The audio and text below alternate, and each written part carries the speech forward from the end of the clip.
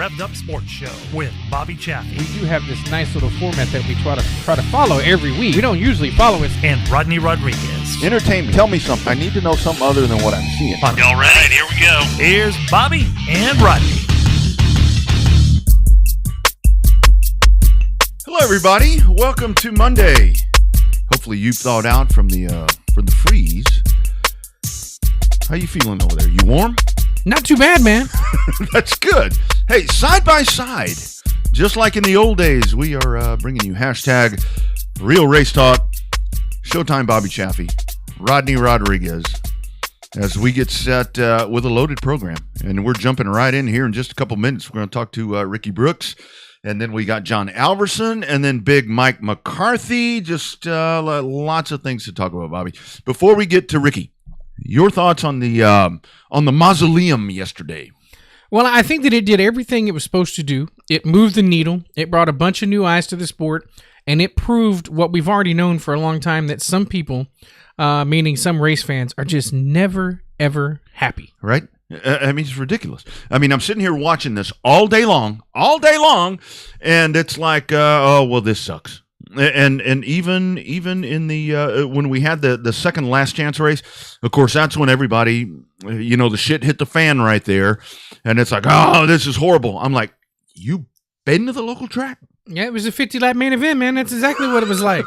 Yeah, you're coming down to 5 to go. They're running all over each other. I mean, sure. I mean, it was just like a regular 50-lap main event that people have been clamoring for. We need more short tracks. We want more short tracks. They gave you the shortest damn track in over 45 years, and people are still bitching. I know, and that's the sad part about it. I mean, because it was a quarter mile. We should have done this at Bowman Gray. Bowman Gray, we were just talking about this. Bowman Gray seats right here, 17K, 17,000. They put 60,000 Californians in the seats yesterday. That's why you don't run at the Bowman Gray. Well, and for whatever reason they were there, who gives a damn why they were there? Right. Whether they came to see Ice Cube, Pitbull, or came to see racing inside the Coliseum. That's all that matters, is the fact they were there. It's every promoter's job is to do a couple of things. Put asses in the seats and try to make just a little bit more money than what they put into it. And the whole thing with this is this is going to, because I've seen a lot of folks today, nobody's going to care about Daytona. Bullshit. They will, because here's the thing. You hook them with this thing that we did yesterday, and it wound up being a good race. Mm-hmm. I think. I thought it was a great show. And here's an idea, short track people. Let's condense everything into a 2.5 or 3 hour window. Yeah, I know they had to stop for race day and all, made for TV production. Let's pull this in and let's make this to where you're gonna keep people animated, and those people were fired up. I'm sorry. I mean, just quit bitching about it. And I have seen a lot of folks that have said, "Good job, NASCAR." Well, great, because they did a really good job. To do what they did is amazing. To build a racetrack inside a noted sports. What a hollowed sports ground, I think, absolutely, is what I'm looking for there. Absolutely. There's been Super Bowls. There's been World Series. There's been Olympics. There's been everything that you can think of in that place. And now NASCAR's in there, too. And I'll tell you the sad part, they're digging that shit up right now. I know. It's pretty crazy, right? That sucks. After day. But, I mean, that's what they needed to do. I think it opened up the eyes. What it also did is it took the blanket off of Ben Kennedy. Because Ben Kennedy is probably one of those guys. Somebody joked. I bet somebody in a NASCAR meeting joked and said, "Well, why can't somebody say, well, we should probably try to run a race inside the LA Coliseum?" And somebody said, "Why not?" Oh, dude! And then that opens up the endless possibilities now for NASCAR to think outside the box. I saw something with Ben Kennedy earlier in the week where he said. He said that's exactly how it started. He said he was in California going somewhere, and he drove by there, and he said, "Man, it'd be cool to have a race there." And somebody said, "Well, pull it off." And that's the you've got to be. And I know a lot of folks are saying, "Well, NASCAR has money to spend." Well, yes, they are a major sports organization, and that's why they're able to do that. But somebody planned that idea, Are they going to take this and run with it somewhere else? I mean, I've seen Yankee Stadium. I mean, somebody was talking about doing it at Minute Maid Park. I mean, yeah, great. Let's give it a shot. But whatever the case is, it was very successful. I think so. I mean, like I said, it did everything it needed to do. The thing that I liked the most about it was the fact that it was the unknown when you first started. You had the people that were going to dismiss the new car. Yep. How did the new car go? Yep. How did the new pavement going to go? I was surprised at how well practice went versus how unwell qualifying went. Mm-hmm.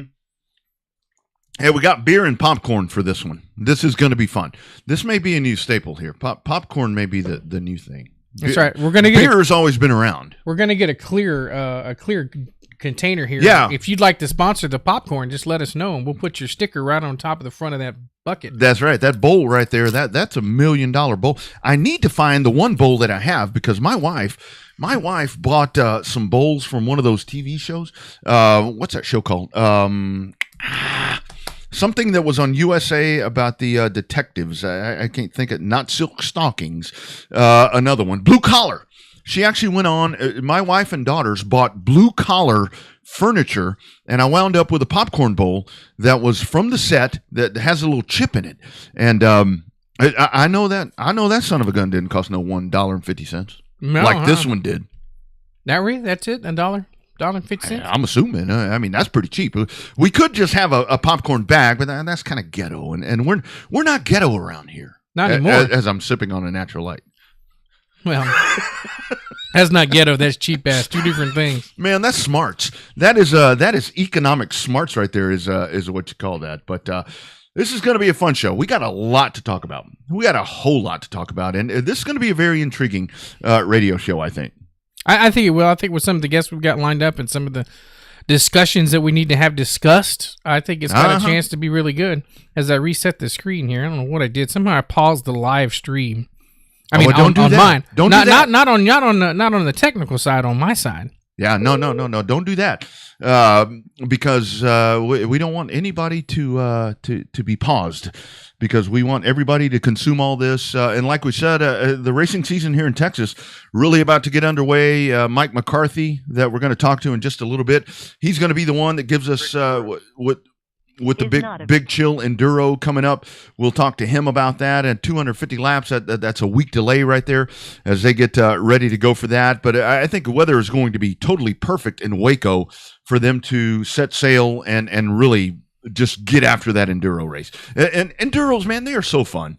They are so fun because it's run what you brung, get to the finish, and maybe you win. Isn't it odd though? I feel like enduros are more meant for the end of the year versus the beginning of the year. I mean, it's one thing to kick it off with a big race, but I don't know, for what the enduro pays, you could add a nice little purse, for a modified race or so. Yeah, no doubt about it. But that's fun because it brings out all the different kinds of race cars, and it brings out fans that just want to watch the stuff and just want to enjoy. And I think it's a really good thing. I think it's a very good thing. But anyway, we'll talk more about the big chill coming up in just a little bit. But we're going to the hotline right now. And we're super honored to have one of the greats in short track racing. And he's going to talk to us about some really cool things that he is doing. It is Mr. Ricky Brooks on the Revved Up Hotline. Ricky, how we doing, sir? Good. How you doing? We're doing well, sir. We're doing well. Thank you for taking the time. I know you've got a full plate. So let's talk about the Wheelman Series. I mean, it is the thing to me as an old late model guy to see those cars running around out on the racetrack. To me, that brings it home to me with the outlaw bodies and all of that. Your thoughts on that? Taking that over and building it into a greater thing than it already is. Well, I mean, there was people trying to get me to build another series down here, and that's one thing we don't need. Right. We don't need to continue to just build a series over a series. So I approached the owners of it and about taking it over. So that's what happened, and we had our first event January 8th. Mm-hmm. We had 27 cars, and we're basically 2 weeks out from the next one, and I've already got 22 entered for that one. Nice. So, Ricky, when you first take over something, obviously the conditions are there that it's working great because you got the great car counts with the Wheelman series already. But I imagine your inbox and your text messages were blowing up. Everybody's saying, change this and change that. It's kind of one of those things, you don't really need to reinvent the wheel on this deal, do you? Actually, it didn't do that. It's right opposite. Because I helped write those rules from the beginning. Yeah. And I was involved with the rules with Steve, so we didn't have that problem. No, that's great. I mean, I'm glad to hear that. I mean, that is so cool to hear. So how imperative to you is this series? I mean, because we've seen the super late models. I mean, they are what they are. The pros were really, I mean, they're still great, but I mean, the cost effectiveness of all of this, that's really where the wheels start to come off in this Wheelman series, really, because we've talked to Wheelman drivers on this show before, and that's really something that is bringing everything back to the racer. Yes. Like the pros, they need to be on 8-inch tire. That's one problem with the pros. Boom. They're too locked down for what motor they have. And I've been saying that for probably 12 years now. But nobody seems to want to listen about that because the 8-inch tire will fit on the 10-inch wheel because they've done it up north. We've already tried it. So it's just people, they hear a couple people cry about it and so they won't do it.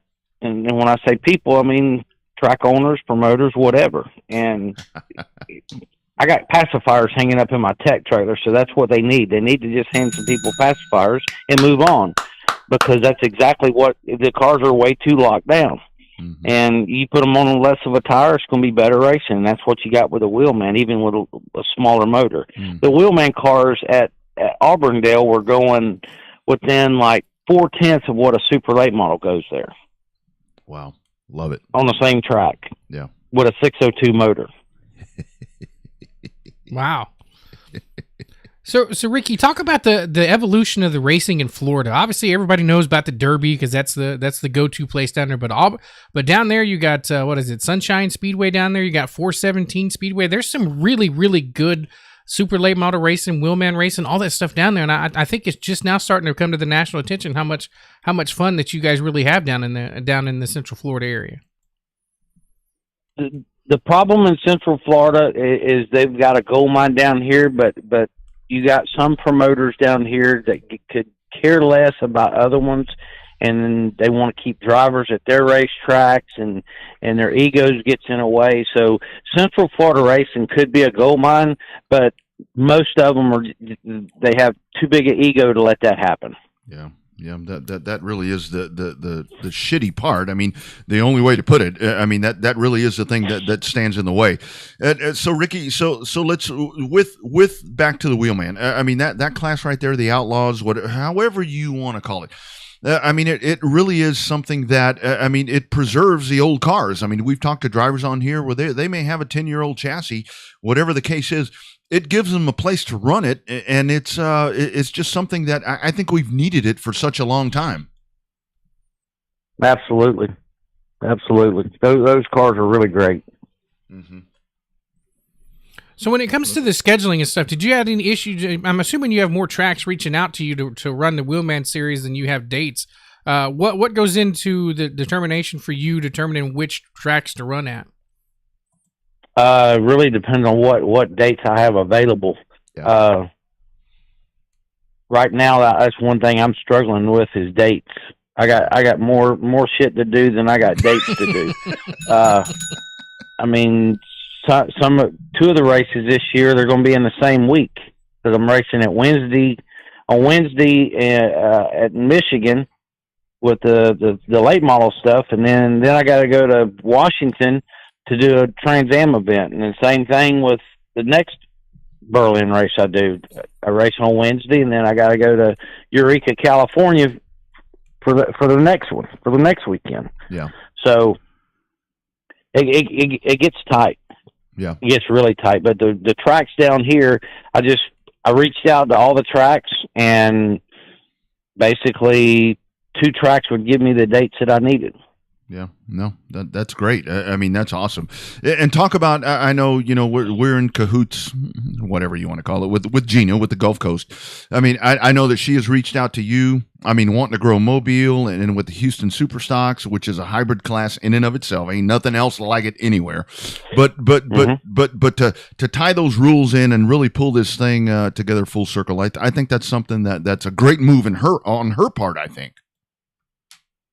Yeah, I think once the super stock guys, everything starts to grow, I think you'll see more people build those cars in Houston and in Mobile.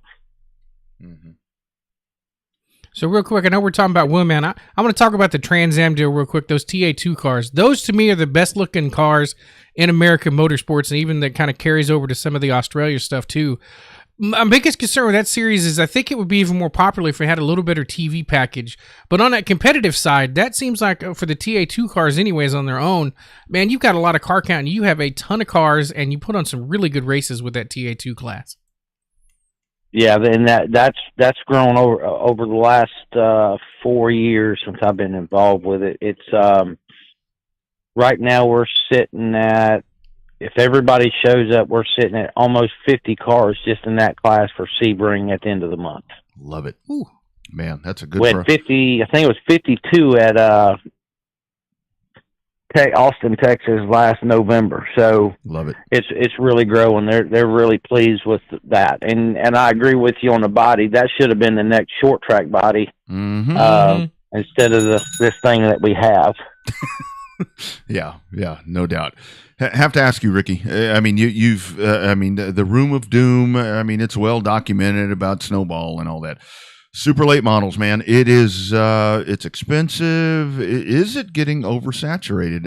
I mean, there's lots of different ways, lots of different series and ideas and all that. And we're about to talk to a guy that has working on something as well. I mean, the competitiveness of super late models. It, man, I want to reel that thing back in because I love those supers.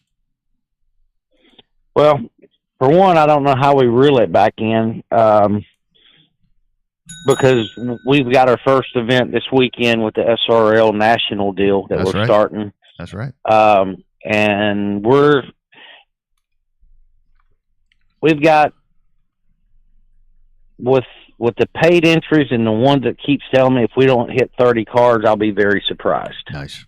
I got 25 confirmed, and I just found out about another 5 today. So I feel like we'll hit 30, no problem. Yeah. So speaking of that, so Citrus County is going to be that race, and the thing is, I mean, you've got Pollard, you've got Jake Garcia, you've got all of these guys. Got to be a pretty good feeling for you to reel those guys in that are coming out to race. Yes, it's a really good feeling to have the racer support. A lot of people say that I don't have the racer support, but I think with the people that's coming down here this weekend, and then all the local people down here, we got some pretty heavy hitters. It ought to be a great race this weekend. Yeah, I think it's going to be, and you can catch that on Racing America. It's going to be fun. It's going to be fun. Just glad to see those badass cars on the racetrack. Ricky, congratulations on everything that you're doing and everything that you've done. I mean, you are a pillar for short track racing. You keep it real. I mean, for as out of control as everything has gotten, you are one of the guys that puts that knife in the ground and keeps it real. Well, I appreciate that. Absolutely, Ricky. Have a good night, sir. Thank you for taking the time. Best wishes. We'll check in with you soon, sir. All right, thank you. You betcha. Take care. Bye. There he is, Ricky Brooks, the one and only Room of Doom. We're adding to the wall. We've had another badass on this show. Yeah. What is it? I still love it right there in Pensacola where it says it is what it is. And the thing is, I mean, it's with him, a lot of folks have gotten bent out of shape, over the years for the calls he's made. And I mean, I don't know. I've never had one of those cars, and I don't have the knowledge to be a tech man. But that's a guy where he we talk about Jack Sandifer all the time. I mean, I've been disqualified by Jack here in Texas for stuff that I thought was minuscule, but they stick to the rules, and that's what needs to happen. If you ain't cheating, you ain't trying everywhere except for the Snowball Derby. Well, hell, actually, not just the Derby, anywhere that Ricky techs. That's right. That's right. It's not just the Derby that he's teching at. I mean, he don't let a lot of BS fly at all. And I think this whole thing where you asked him about with the wheelman, when he takes this thing over, was the mailbox blowing up? I think the biggest part of that with him saying that it wasn't, I think the biggest part of that was because people know better than to question him, because it's like if he wrote the rules, that's what they're going to be. Yeah, actually, I didn't realize he wrote the original set of rules there. Yeah, so that helps out. That helps out a whole lot. And I got to tell you, I mean, because I know that Gina and I have talked about with it because of Superstocks in Houston. I mean, that's one of the things where it pains me at the same time pisses me off with what that's become.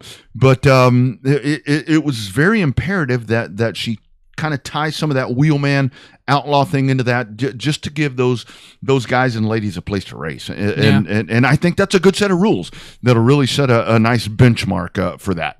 I think so. I mean, that's one of the ways that you got to do something with the Superstock class down there in Houston. There's still a lot of cars out there. It's just getting them out of the weeds and into the racetrack. Yeah, because the 6 that we have show up all the time, and we got to take care of them. We got to take care of them. Going back to the hotline, loaded night. Ricky Brooks just on the air with us. Now we're going back, and we are talking to the man that is, and I got to tell you, Alverson, we got the popcorn, my friend. We got the popcorn. Saw the post. Popcorn kind of night. Popcorn kind of night, man. We are chomping down, having some kernels, and then we're going to talk to Mike McCarthy later on. But it is our man. There he is, Baja. John Alverson. How you doing, brother? I'm doing good. How are y'all this evening? Man, we're doing well. Always a pleasure to have you join in and talk some racing with us, man. Your insight and just your ideas and ideology, I mean, is so great.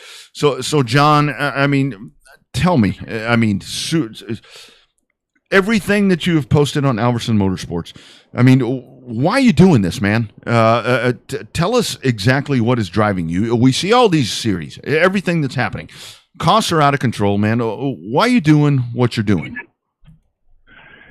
Rodney, I question myself sometimes, but, growing up in a racing family and just being involved for the last 20 years and I just think it's time for a change. It's time for evolution. I watched yesterday pretty attentively and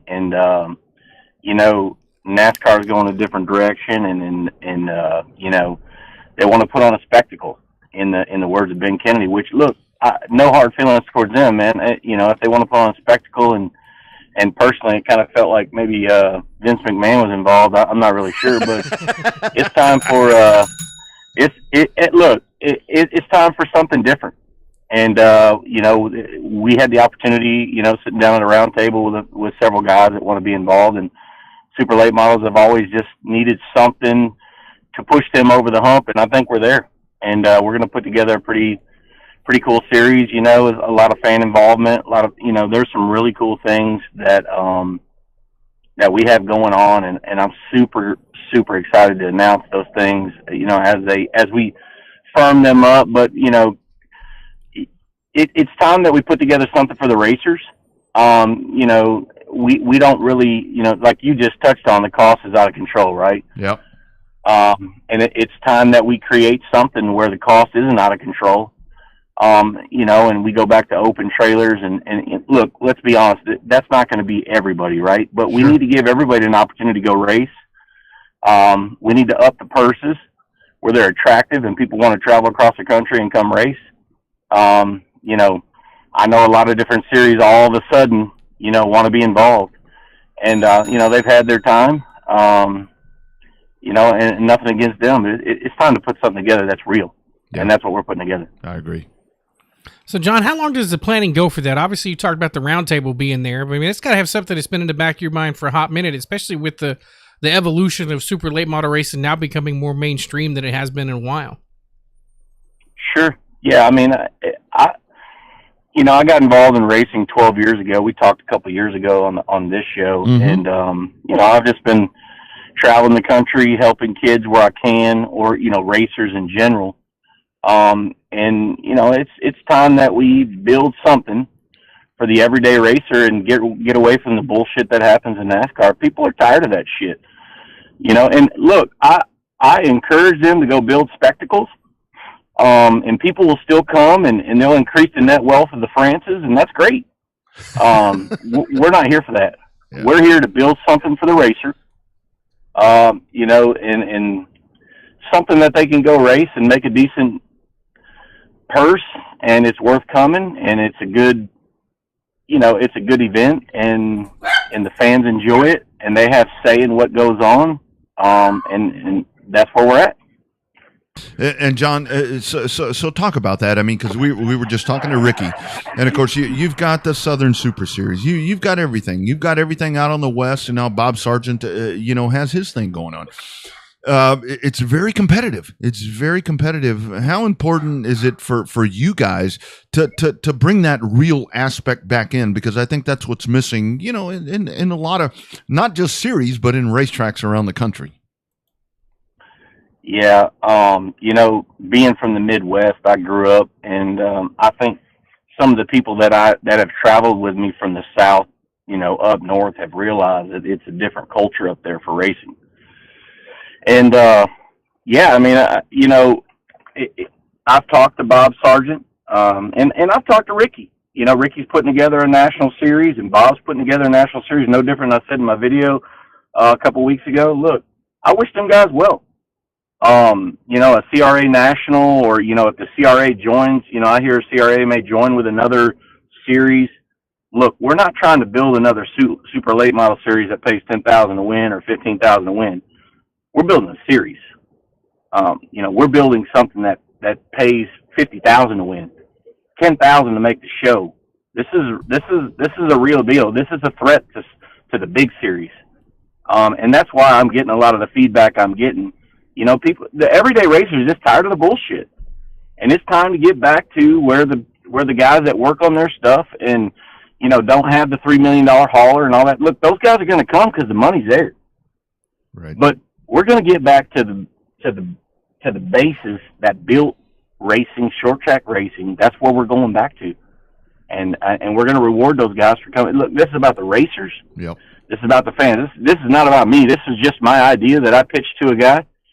And grew from there. But look, guys, this is not about me. This is all about the racers. They deserve this, and the fans deserve this, and we're going to get there. I mean, I know there's a lot of naysayers, and look, I've had a bunch of people, you know, message me, you know, be it on Facebook or wherever, that it'll never work and the money's not there. I've heard it all. Look, I grew up in a house. My stepdad told me every day I'd never amount to shit, and it would never work. It's going to work. We have the money, we have the funding, we have the people behind it, and this deal's going to go, and it's going to be exciting. And there's a TV deal behind it, so the streaming's there. There's a reality show that goes with it, you know, similar to the Madhouse back in the day, and I'm excited, and everyone should be excited. And that's it for now. I mean, I'm working with Todd at Slinger. To do. I know everyone's, you know, what are the rules? What are the right? When's the breakout date? Yep. You know, we're talking to Todd about doing something with Slinger Nationals this year. I think that'd be a great time to break out and put it out there for everybody. So super excited about that. And then next year follow up. Look, the one thing about racing, Rodney, that you can relate to, these racers, 16, 18, 20 races a year, we need to get away from that. Agree. We need to put together 6 or 10 big events every year that pay what they should pay. Mm-hmm. And that's what we're going to do. Yeah. I love it. That's Bobby chewing popcorn, by the way. All right. That's me chewing popcorn. Bobby's on the popcorn. I was waiting for some more. But in terms, I hear you, buddy. So you kind of stole my thunder there a little bit, because we're going to ask you kind of what the rough start date is, kind of the penciled in date. You talked about the slinger setup. How crucial is it to be, because that is a mainstay of super late model racing, and Slinger just in general is a pretty badass little racetrack. So is it more important to be aligned with the established venues, or are you looking at taking some kind of like an I-44 there in Missouri out of the dark ages and bring a big super late model race over there? Yeah, some of the stuff we talked about, I'll be honest with you, originally we talked about maybe, tossing, so the idea behind it is the one thing I don't want to do. Look, I'll go back just a little bit and talk about some of the stuff Ricky touched on. Mm-hmm. The problem with super late model racing is we've always had two powers that don't work together.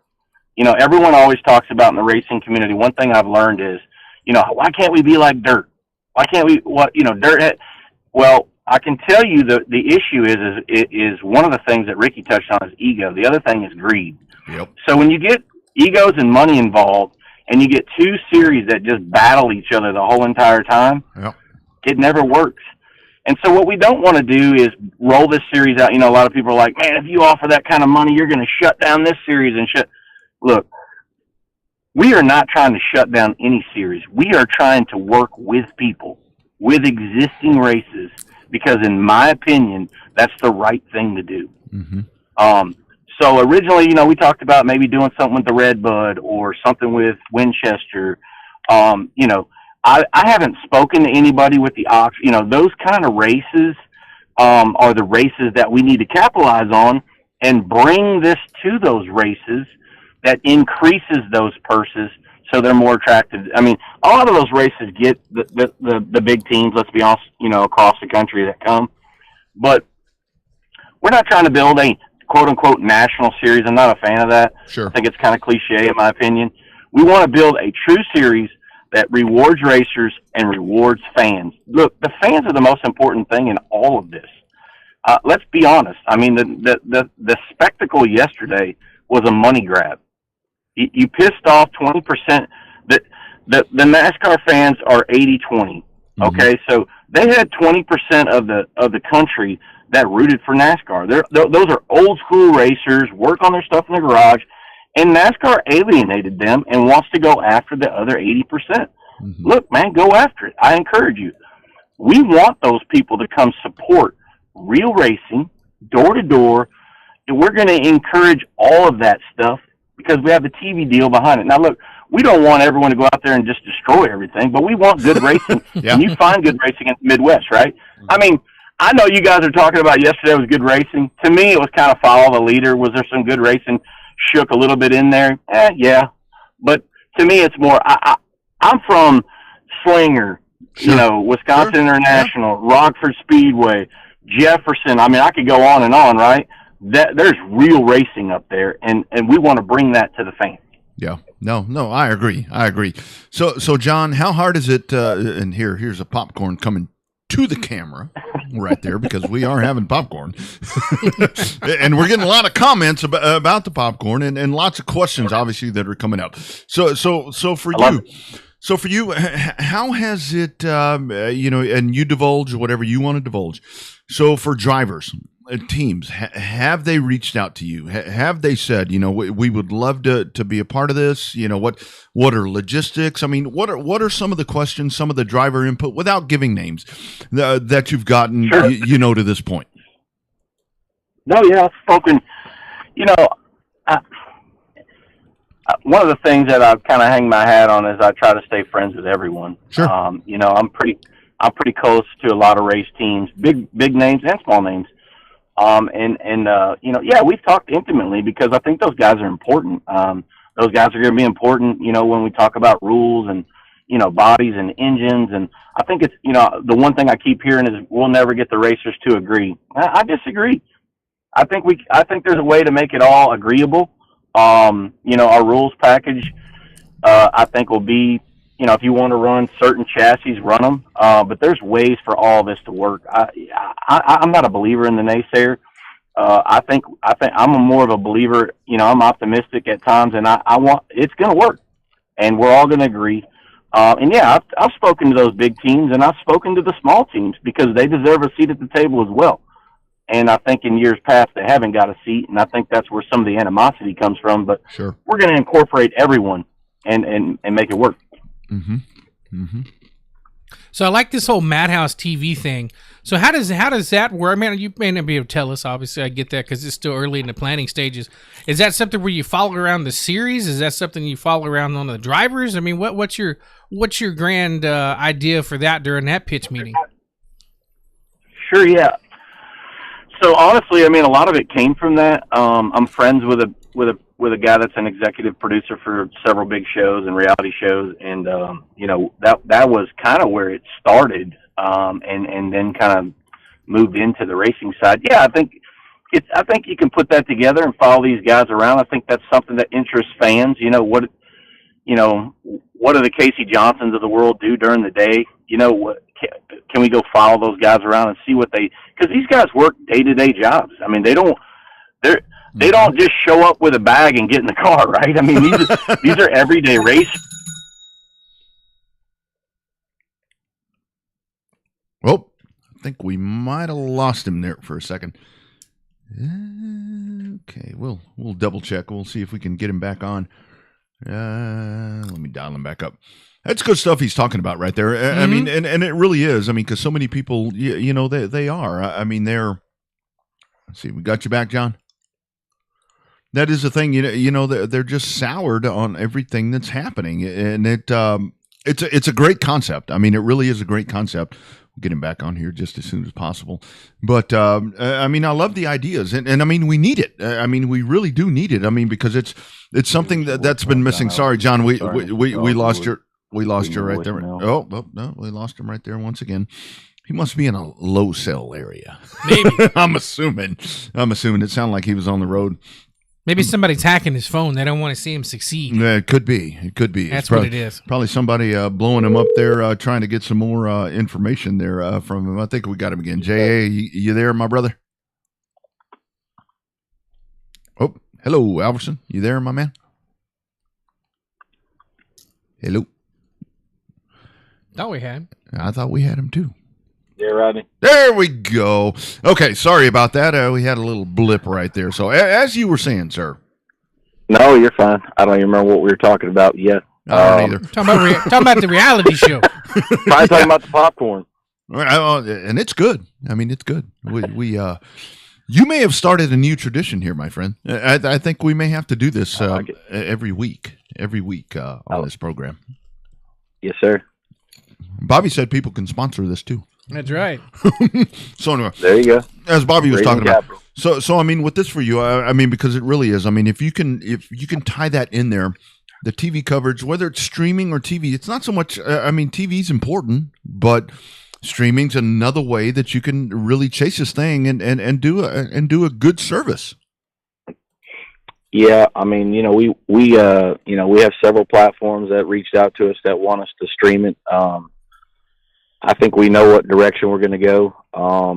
But yeah, I mean, the streaming side of it is super important. I talked about in the original video that we're not going to, do the pay-per-view, which we won't. I know a lot of people, that's some of the noise that I hear a lot of, is that we're going to have, it's going to be $10 a month and then they're going to charge you $40 a race. Ain't happening. The fortunate thing is most of the costs that do it all up front are covered. So we're not chasing capital. It's the backside. That's like I said, it's rewarding for the racers. And, those, for me, that's the most important thing, is putting something together for those guys. So, 10,000 a show is a big deal. I don't know where else they do that. Nowhere that I know of. Yeah. I think we are going to change the game for a lot of people, and we're excited about it. Yep. And these guys deserve it. They're the ones that put in the work and pay to travel across the country and work on their cars and stuff like that. So we're super excited. And I appreciate you guys letting us get on here and put the word out, and we can't wait. So John, yeah, absolutely, man. Anytime. I mean, that's what we do. I mean, we're trying to drive, racing, local, regional, whatever. I mean, that's what we want to do. So your thoughts with this? I mean, moving forward, I mean, would it be obviously like, I love what you're saying about trying to keep it. You don't need to have 25 races. I mean, that's crazy. I don't know how we used to do that stuff every week. But, I mean, would it be for you? I mean, whether it be national, I mean, just early thoughts. I mean, are you thinking something out east, maybe a west race, north? I mean, just early thoughts on that right now. Yeah, I think, just looking now, some of the stuff that's been eliminated just by, different purchases and acquisitions. I think we have to create our own avenues now. It's something we've talked about on the conference calls, is that, maybe we bring in a mobile. Maybe we bring, I don't know that HMP, I know a lot of people, I'm from Texas, so they want Texas. I get it. I don't know that we have, we study analytics pretty fine. And so, as we weed through all of this, I think it's going to kind of steer us in the direction we need to go. There's so many tracks that, across the country that are options for us. But I think in general, it stays Midwest, Southern. Would we go out east? Sure. If somebody wants us to come out east and be a part of that, yeah. I mean, I'm open to all options. I'm not going to rule anything out because, look, I've seen Bubba Pollard at WIR, and I've seen, the bigger names, from the South come to the North and try to race. So, Slinger's just an easy option because it's a great facility. Todd's a great guy, and it's just a great place to start and cut our teeth. And as we get things, concrete, I will absolutely get those out as fast as we can. Yeah, no doubt. John, one of the things that you have really taken on upon yourself, and you mentioned it a while ago, is helping the young drivers. I know you're aboard with Caitlin and so many other drivers. I mean, that's so important. I mean, to help those folks out. I mean, whatever. I mean, buy them a tire, whatever. Speak to that. I mean, it's so important for folks to find a driver. Help them out. Do whatever you can. Do whatever you can just to keep them on the racetrack. Yeah, I mean, so we're talking about the big series tonight. I don't, on the Alverson Motorsports side, look, the truth is, all I ever wanted to do when I was a kid was race, and I never got to. So as I got older, all I want to do is help kids that want to race. And, I try to help everybody I can. Obviously we can't help everyone, but I do try to help everyone I can. And the ones that I can't help financially, I try to help them and coach them, to go out and find their own partnerships. Or, sometimes it's not money. Sometimes it's maybe, an alliance with a certain manufacturer so you can get some free shocks, wheels, tires, whatever it is, and trying to help them understand that side of the business as well. But yeah, I mean, I appreciate that, Rodney. I just try to help everybody I can, go out and chase what they love to do. Cause to me, racing's everything. And that's the truth. I built Alverson Motorsports to kind of create a capital where we could give people an avenue where they could go out and grow their brand as well. So that's kind of what we do there, but I appreciate you mentioning it. Absolutely. So, John, before we let you go, we talked about all the racing stuff, talked about all the kids that you're helping out. How's it going with the new kiddo you got? Have you experienced the wonderness of a newborn trying to learn how to do everything in the world? Man, Bobby, I'm glad you touched on it, man. You talk about keeping me young. Everyone thought I was crazy for starting over, but no, she's amazing. Peyton's the first few months were kind of tricky, getting back into changing diapers and doing that thing and staying up all night, Bobby. But we're past that, and she's got a little attitude now, and man, times are good, man. I am so glad that she's in my life. She, my other kids are, they breathed life in me at a time that I needed it, and man, Peyton's been a blessing, and I appreciate you bringing her up because she's amazing, and I'm excited, to start over. Yeah. Attitude. It's got to come from the mom. Yeah. It's got DNA, Rodney. Yeah. It's that Caldwell County DNA right there is what's happening. Correct. So John, I got to ask you, man. So I mean, we've talked about this. And, going back and forth, I mean, you talk about 50,000 to win these races, 10,000 to start. I mean, it's unheard of. I mean, and very, very much needed. But, man, you're going to have the naysayers. I mean, that you're going to have people that are going to question what you're doing. I mean, your thoughts to those people. I mean, because This will probably only enhance that, so be prepared on your page. But I mean, your thoughts about that, because there's going to be folks that are going to be doubting you, brother. Yeah, I mean, look, there's always naysayers. I mean, look, you guys touched on it earlier. There's naysayers about the spectacle yesterday, right? I mean, the critics, it's just fuel for the fire. Like I touched on it earlier. I was told my whole life I would never, succeed. And here we are, talking about putting on the biggest series in super late model in the country.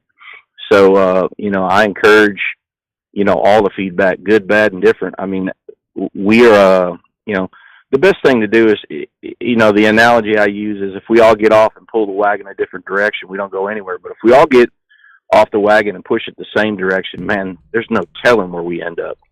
Amen. And there's a lot of good things at the end of that. And I'm excited about it. So, yeah, I mean, I encourage it, man. I mean, the critics are amazing. My saying that's written on my mirror is silence the critics. And so I'm excited about it. Let's do it. Yeah, John. I think I thrive on people telling me that I can't do shit. That's how this show got started. Right. Well, Rodney and I were talking about. I mean, that's one of the things. I've been, texting Rodney back and forth over the last couple of weeks about starting a podcast, because that's some of the messages I keep getting is, dude, you need your own podcast. Well, let me tell you, I am technically challenged. So am I. That you got to surround yourself with the people that know. And so I'm going to have to go find those people that can help me, put together some kind of podcast where we can sit down and talk about this more often. Because I know that's important to the fans. They want more interaction, and that's something I need to put together quickly. Yeah. So yeah, we're talking about it. It's something that we're putting together. We need to figure out a platform and put that out there, and that should come out pretty soon, so everybody can start interacting. And obviously I can't see the messages because I'm on the phone, but I look forward to trying to answer a lot of those questions. Yeah, and that's the thing. That's the next thing that I was going to ask you. So for now, I mean, for folks, what should they do? I mean, whether it be a speedway request or drivers, whatever it may be, do they go to Alverson Motorsports on Facebook? I mean, what's the best way for them to get in line with you to figure out, Sure. What may be next? Best mode of contact, not Twitter, because that I know we were joking about Twitter, but that's for now, Twitter News Network. Yeah, I mean, right. Yeah, I've talked to a lot of people in Alverson. People have messaged me on my own Facebook. Either one's fine. I don't think I've missed anybody. If I have, I apologize, but I try to answer every one of them. We're trying to get the legal side of it done so we can start our own. Whatever we call the series, we can have our own page, or we can communicate with everybody. And, we have PR on staff that can talk Sure. to everybody and kind of answer a lot of the questions, but that's something that we're putting together quickly. You have you have the great Tracy Hoskins as your PR person. Man, you let out my secret, Rodney. Well done. Yeah. Sorry. She's commenting. She's amazing. She's commenting. No, you're good. You're good. She's amazing. Tracy's been amazing. I found her through, the halls. So, she's been amazing and helped out a lot. Yeah, I mean, everyone can contact me, directly for now. As we get things ironed out where we can put them out there where people can start talking, through whatever it is, be it podcast or through, the series, Facebook, or, Instagram, or whatever platform people choose. We're going to have people that can answer those questions, and we can start pushing this thing forward. Yeah. And John, I mean, one of the things, I mean, just from some of the interactive stuff, and not to pin you down, because I wasn't going to pin you down on anything.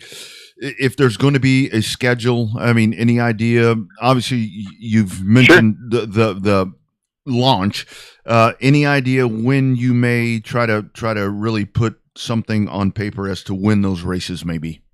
So I'll be honest, just because people are interacting, and man, I can't even thank those people enough for wanting to be a part of this. Look, one of the things I have to be careful of, and I'll just be honest with you, Sure. is that in the racing community, what I've learned is your idea can become someone else's idea really fast. Absolutely.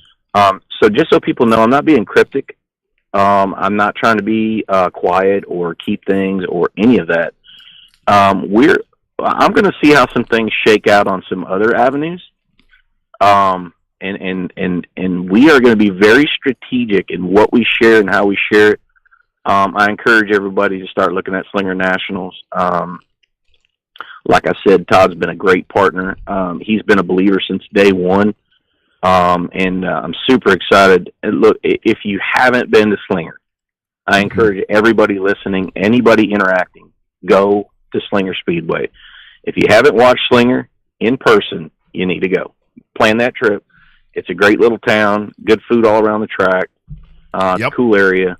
I'm from that area, but go to Slinger. So anyway, I have to be careful, Rodney. I'm just being honest with you guys. I know it sounds apprehensive at times, like sure. You know, I just have to be, and there's a reason for it, and I think everybody understands that side of it. You know, especially when we have two other series trying to put together something national. Sure. And I kind of want to see how that falls out so we can kind of understand, you know, it'll clear a path for us where we need to go and how we need to go forward. Yeah, no doubt. So, John, before I cut you loose, man, I got to ask you, let's talk about Texas racing. You know, I know a lot of folks on Speed Zone we're talking about, well, we can't wait for this to be at TMS and all this. I'm like, this is not going to be a Texas series, unfortunately. But, I mean, your thoughts, you know, with the drivers you have on dirt and so forth and so on that you're supporting. Sorry, damn popcorn. So popcorn is getting to both of us. Your thoughts on 2021 moving forward with Texas. I think Cotton Bowl's got a great thing going on with everything that Owen's doing. I think that it's going to be a banner year for Texas dirt track racing. I mean, you just touched on it. I mean, I talked about it earlier, working together. I mean, Marianne's taught me a lot. I have a lot of respect for her. She's done a great job, you know, back. So when I got involved in racing, you know, it was John Mandebach and Marianne, and I learned a lot from both. You know, and she's taught me a lot. I have a lot of respect for her, and I'm appreciative of what she does at Cotton Bowl for the racers. She's all about the racers, and that's kind of where I learned that. You know, Owen's a great guy. I don't know him personally. We've talked briefly, but he does a great job promoting. Matter of fact, I seen the go-kart thing the other night. I think it's a great thing. I think it'll take off. Right. Really cool things. But yeah, Cotton Bowl's, you know, it's home to me. It's close to me. You know, I work there periodically when I can. You know, Rowdy and Robert and Caitlin all race there. You know, I've helped Heath and his daughter in the past. So that's, you know, I tend to hang out there on my off weekends if I have one. But yeah, I mean, you know, the thing with Caitlin that we're going to do this year, we're going to travel a lot. She has a big following, and we're going to continue to grow that for her. Super excited for her. She, you know, she works hard on her stuff. You know, that's important to me. Mm-hmm. You know, this girl, you know, she built that car. I won't say by herself, but she definitely was in the garage every night helping. Yep. And that means a lot to me, as well as Rowdy. And, you know, so yeah, we're, you know, you know, probably Waco. I love Heart of Texas. Matter of fact, I think you guys are fixing to talk to Mikey, and I've been talking about doing some stuff out there. Yes, great guy, great track. You know, Joe Spillman announces out there a lot. Another great guy that's been around racing a long time. I don't know about his dance moves at the Chili Bowl, but hey, oh, no God. judgment. Oh my God, this guy. We've all been there. This guy. I gotta tell you. Anyway, yeah, I mean, we're, you know, that's typically where we hang out is Cotton Bowl, and we'll probably go do some stuff down with Owen just to support him, no matter what track he's involved with, just because I have a lot of respect for him. Yeah, good dude. Bright times ahead, my friend. John, you got it, man, thanks so much for jumping on with us, and as always, I mean, let us know how we can help you out. I mean, that's what this show is for. I mean, to grow, and that's Aurora here on the picture. You'll see. People keep asking, it's like, who's a dog, for crying out loud? They like popcorn. We might have popcorn, you know, but anyway. Might be a staple. We need to get Alverson Motorsports logo on there. I think we should. All right, guys. I appreciate your time, man. Thank y'all very much for help. We can make an advertising plan that works for you on a budget that works for you, too. There we go. That's the tagline I've used forever. I got it, Bobby. Good stuff. All right, John, man. We'll stay in touch, dude. Thanks for the time, buddy. Good luck. Yes, sir. Thank you. You bet, man. Take care. That good stuff, and I mean, he really is. I mean, he's wanting to bring in. I mean, sees the racer's plight, and I think that that's something that a lot it gets left behind on the business sense, so many different times. But it ain't gonna be easy. But I think that he's ready to take the challenge on. Yeah, I think so. I mean, it sounds like he's got. I mean, obviously, some of his answers he can't answer now. Sure. Just based upon the circumstances that he's in, but. I mean, I would stay tuned because it sounds like the back half of the 2022 season is going to have a lot of really fun and interesting announcements going on for that 2022, and I'm sure it's going to tie into 2023 as well. Yeah. And speaking of that, sorry, I'm choking again on popcorn. Thanks a lot, Alverson. But it is so we got the World Series coming up. I mean, at New Smyrna. I mean, that's coming up, but Volusia's fixing to go full bore with the 51st annual Dirt Nationals and all that. Man, it's race time, dude. It's time to get after it. It is time to get after it. It's been time to get after it. We talked about the Clash is really the unofficial, used to be the unofficial start of Speed Weeks when you throw it down there with New Smyrna. And Westy, he posted his picture today on the racetrack where they just did some fresh paint lines down there. And he said, when you can smell the paint, you can smell the rubber, and you know that Speed Weeks is almost upon us. So that's a lot of good stuff. So Rusty's got his work cut out for him, but New Smyrna does an awesome job every year with the World Series. So yeah, that really is the kickoff. For the pavement folks. I mean, that's really when it fires off. We do want to talk about. Coming up, we got to give some love to Logan Bearden. Toyota Showdown, he goes down there, ends up third. A great run right behind Derek Thorne, Preston Peltier. So, I mean, how about that little team from Leander? I mean, that damn popcorn. Come on, man. The little team that can, the Beardens, go down there and they run that Toyota Showdown third place run on the podium. Bearden is one of those guys where, man, he's so good about taking care of the stuff, and it's so consistent, and it doesn't matter. This dog. It doesn't matter the whether it's a modified or a late model, whatever it is. He's just so good, and great run. I mean, a podium finish at the Toyota Showdown. That is kick ass. That's pretty good for all the way from here to Leander. Absolutely. Or from Leander out there, rather. Yeah, the popcorn was the great idea that we started eating too much and we both started choking on it. And by the way, no more for her because I don't want her to be sick later. But anyway, yeah, we brought her. Now you got to tell her it's take your dog to the studio. Now. I know, I brought her here. I'm like, come on, it's fun stuff. But great run for him, and with all of this kicking off, and before this dog. You got to love the kids. Had to take her out today. They couldn't go outside because of the snow or the ice or whatever the hell was going on the other day. They can't see her because she's sitting behind the computer. They can't tell. They can't show how much she's trying to get your attention over there. She's sitting over there behind Jacqueline's hand with the microphone, which good for her. I mean, Jacqueline was off doing her thing this weekend too. I mean, man, we are going. It's race season. It's race season. It's time to go. Mm-hmm. So. I do want to talk about some of the things that John was talking about. He's going to have, there's going to be folks, we see it. It's all right there on the chat. There's going to be doubters. There's going to be naysayers. There's going to be everything on this. It's going to be a challenge. It's going to be a challenge to draw those people in. Well, I think anytime, the naysayers and the doubters, and I think it's such an interesting time to try to do it when you got Bob Sargent and those guys talking about making the national tour in 2023. And that's a big challenge. Yeah. That's a challenge in its own right. Now you've got another group that's talking about, like he said, not so much the national tour, but, 6 or 7 great big races that pay a lot of money. Mm-hmm. And if you get a $50,000 to win and a $10,000 start race, that pays better than the Derby. Yeah, way better. Yeah, that pays way better than a Derby. So it's like what Rich Bickle was talking about at the Derby, where he said some of these super late model races need to pay what the late model races pay on dirt. And I think there's a way to make it happen. Looks like Alverson's the one trying to lead that charge and trying to find a way to make that happen. Yeah. But, even going back to what Ricky was talking about, because we didn't have a lot of time to kind of go back with what Ricky Brooks was talking about. And thanks to Ricky Brooks and John Alverson for taking the time tonight. Ricky Brooks taking because I have worried about for a long time with the Outlaw series, whatever you want to call it, now the Wheelman series. I have worried about that getting out of control. I mean, because that's what happens with the pros. And great insight from Ricky talking about the pros. I mean, they need to be on smaller tires. I think that's great insight right there and great intel. But I think the fact that Ricky has taken that's going to be what pulls this thing back in and keeps it from getting all out of control, like so many of the other classes and series do. Yeah, well, it looks like the rule package is already there. You know, we joked with Ricky about, you know, how many calls did you get and texts did you get about changing the rules, and he said none.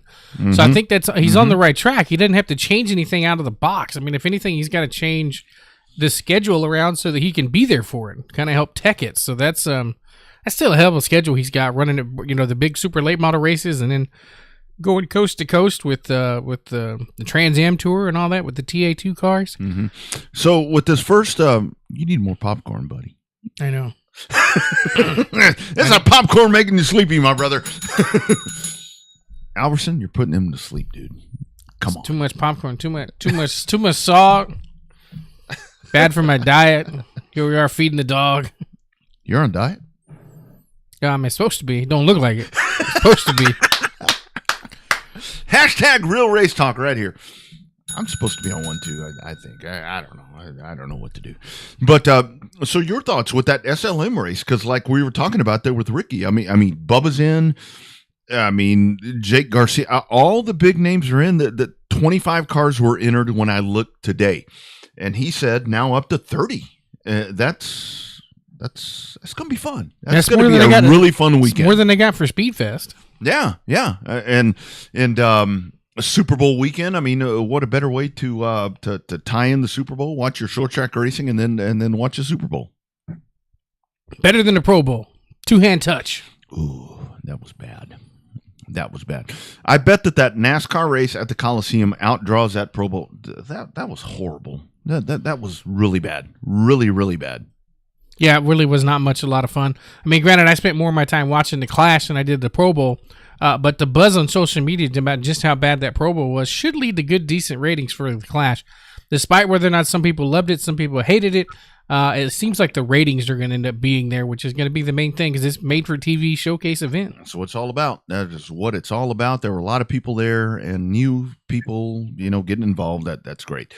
Back to the hotline for the final time tonight. We've talked to Ricky Brooks. We've talked to John Alverson. And now we're talking to a dude that has a race going on. The rescheduled Enduro 250 coming up at the world famous, as I like to say, the world famous Heart of Texas Speedway. It is my man, Big Mike McCarthy. Mike, how we doing, brother? Doing good, Rodney. Yourself? Doing well, man. Doing well. So how are the proceedings? You got the Enduro rescheduled. The weather's going to be a hell of a lot better. Your thoughts coming up for the weekend? Well, we had to move it. We have a bunch of guys coming down from Kansas and Iowa, and their travel plans would have been miserable last week with all the ice and snow that happened. So looks like we got good weather for this coming weekend. Right now I see we've got 33 cars pre-registered. I'm guessing we'll have another 20, 30 more cars registered the day of, and it will be one heck of a show. I agree. So, Mike, what goes on into how was the Rodney and I have both been in that room where you had to make the decision about either canceling a race, postponing a race, moving a race. I imagine that doesn't get any easier, especially when you talked about the logistics of the guys, because it's not only the weather here that you had to worry about. It was the weather coming down I-35 and coming down Interstate 10 and 20 and all that you had to take in consideration. Well, those don't get any easier, do they? No, it doesn't. And when you're dealing with a dirt track, you got to look at prep time, what the water's going to do to the track, whether we're going to be able to get a track to dry out or not. And based on the amount of precipitation we got early in the week, we didn't think we were going to be able to get on the track and make a surface worth racing on either. That, combined with the folks coming from way out of town in the bad weather, the fans aren't going to sit and, what was it? It ended up being 39 degrees Saturday, 41, something like that. Fans are going to be hard pressed to sit in the stands and watch that good show that we're going to put on. So it made sense to cancel it early and move it out a week. Yeah, that's right. And Mike, that's one of the things that I'm so impressed with you guys at Heart of Texas, getting to know everything, the way everything operates with you and Shelby and Jerry and everything. You guys, I mean, when you go in there and you plan a show, you are very fan friendly, and it's all about the racer as well. I mean, you want it to be the best surface, the best fan experience. You guys are so centered on just making it a great program. That's what it's all about. We want everybody to come back, not just the racers, not just the fans. We want everybody who's part of our sponsorship packages, who's part of our, anyone who comes out there for the first time just stopping by because we got new signs on the highway. If they stop there once and see a good race, they're going to come back. Mm-hmm. So, Mike, I got a question for you. It's going to sound weird, but I think you'll understand the direction I'm trying to go with it. Heart of Texas has been doing this stuff a long time, 55 years, and it's an icon in Texas racing and even in Southwest racing. Absolutely. Over here. How hard is it for each event to live up to the standards that Heart of Texas has set for itself? That's got to be a challenge almost every single race. Well, it's we've got the right people in place to make the event happen. And fortunately, we have such a great following of drivers that put on such a great show. From the Dallas to the Austin area, and all those local Waco drivers who come out every week and support the racetrack, they know how to get around that racetrack, and it's hard not to put on a good show when you put 15, 20 good drivers out there, and they're just battling back and forth. It's worth watching. Yeah.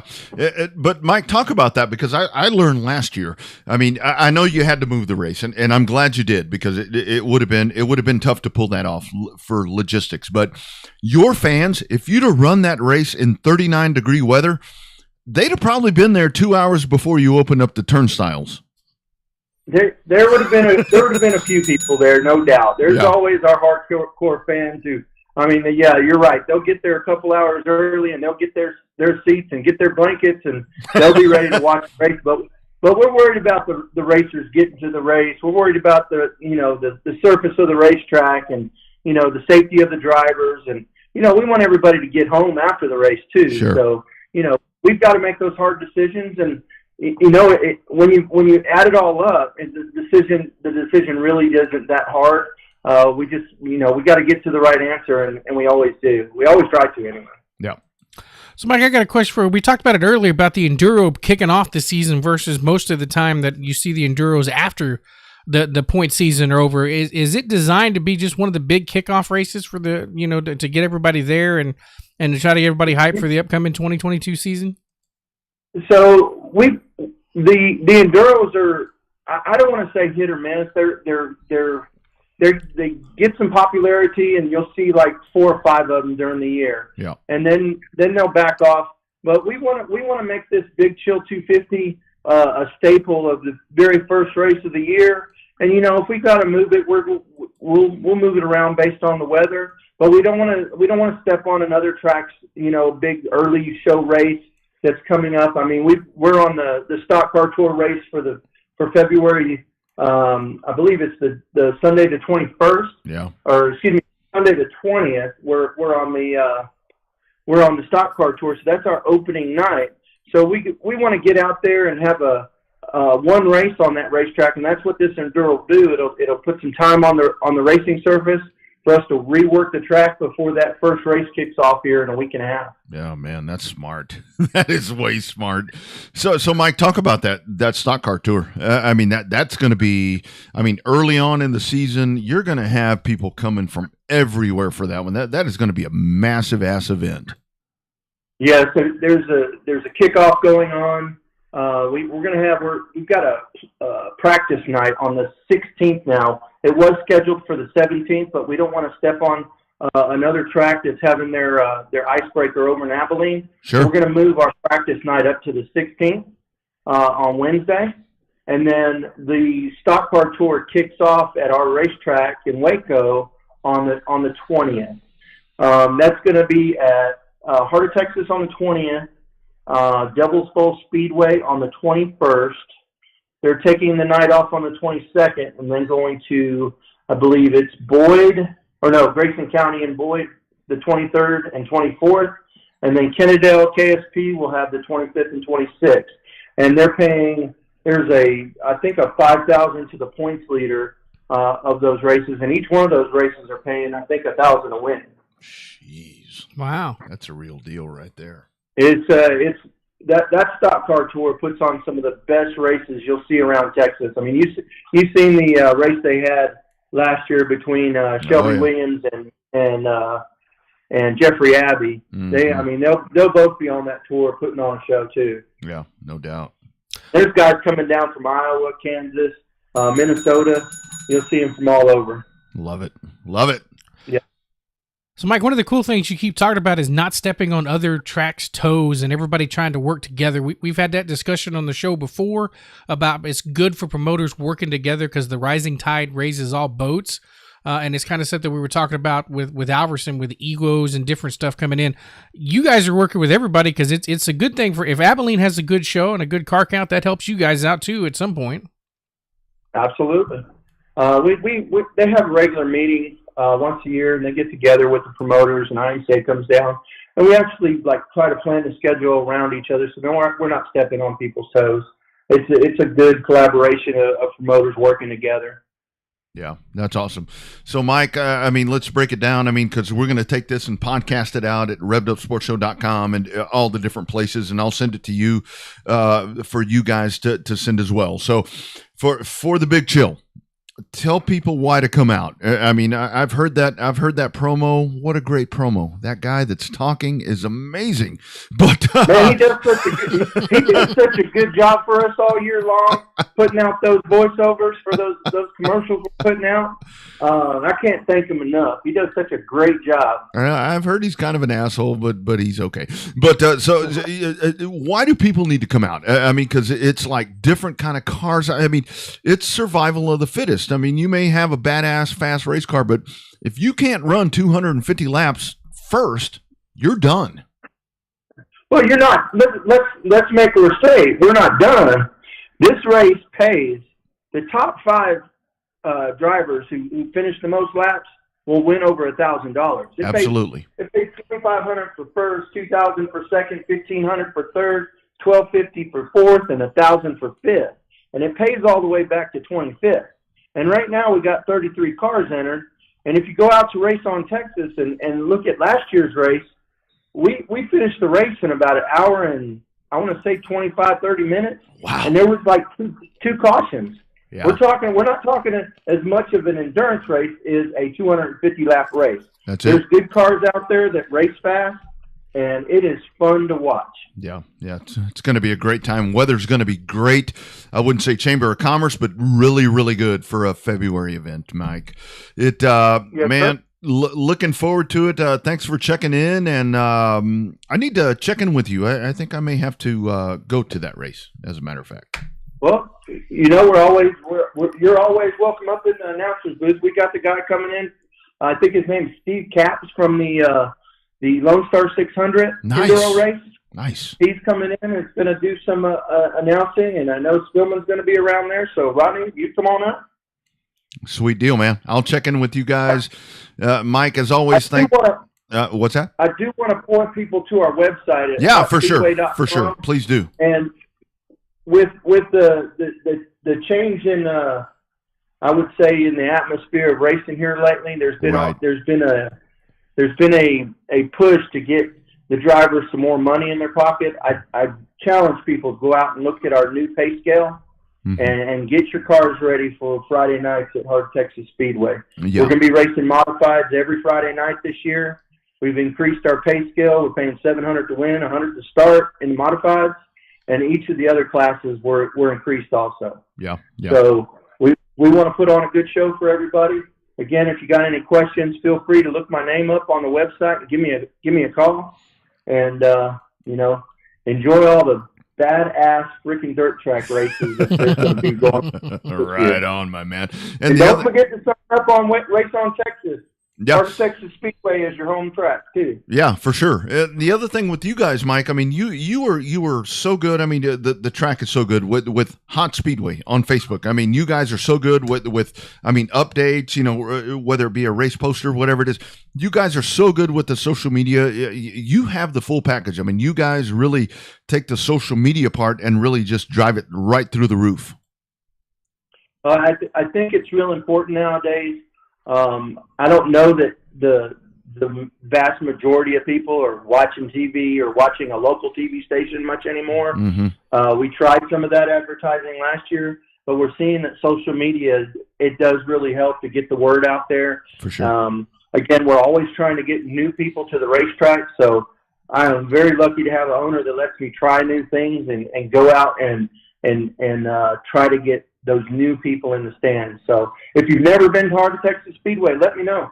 I might have to fix you up with some passes. Very nice. Nice. Very nice. Very nice. I like that a lot. Yeah, Jerry Frederick does a great job, and that's the best part. He owns the track, so he allows you to do stuff, and that's a challenge. But yes, the best in Texas. Absolute best in Texas. Look forward to the weekend, my man. I'll stay in touch with you. I might see you up there on Saturday. Hell, maybe I'll go. It's going to be fun. Yeah. Sounds good, guys.